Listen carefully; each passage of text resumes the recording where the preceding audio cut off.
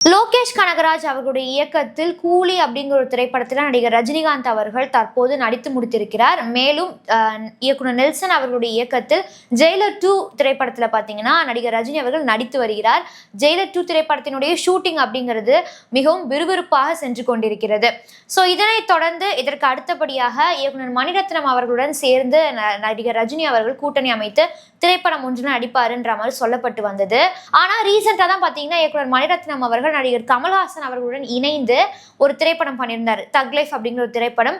நாயகன் திரைப்படத்திற்கு பிறகு மணிரத்னம் அவர்களும் கமல்ஹாசன் அவர்களும் இணைந்த ஒரு கூட்டணி அப்படிங்கிற மாதிரி மிகப்பெரிய அளவில் ரசிகர்கள் பார்த்தீங்கன்னா தக் லைஃப் திரைப்படத்தை எதிர்பார்த்தாங்க. ஆனால் எதிர்பார்த்த அளவிற்கு தக் லைஃப் திரைப்படம் பார்த்தீங்கன்னா பூர்த்தி பண்ணலை. மிகப்பெரிய தோல்வியை மட்டுமே தக் லைஃப் திரைப்படம் தழுவி இருந்தது. ஸோ இதனைத் தொடர்ந்து நடிகர் ரஜினி அவர்கள் மணிரத்னம் கூட இணைந்து நான் படம் பண்ண போறதில்லைன்ற மாதிரி மறுத்து விட்டதாக சொல்லப்படுகிறது. இதனைத் தொடர்ந்து நடிகர் ரஜினிகாந்த் அவர்களுடைய 173வது திரைப்படம் அப்படிங்கிறது விவேக் ஆத்ரேயா அவர்களுடைய இயக்கத்துல இருக்கும் அப்படிங்கிற மாதிரி சொல்லப்பட்டு வருகிறது. மேலும் இந்த திரைப்படம் பார்த்தீங்கன்னா மும்பை கேங்ஸ்டர்ஸ் பொறுத்து இருக்கும் அப்படிங்கிற மாதிரியும் சொல்லப்பட்டு வருகிறது. மைத்ரி மூவி மேக்கர்ஸ் தான் இந்த திரைப்படத்தை தயாரிப்பு பண்ண போறாங்க அப்படிங்கிற மாதிரியும் தகவல்கள் வெளியாகுது.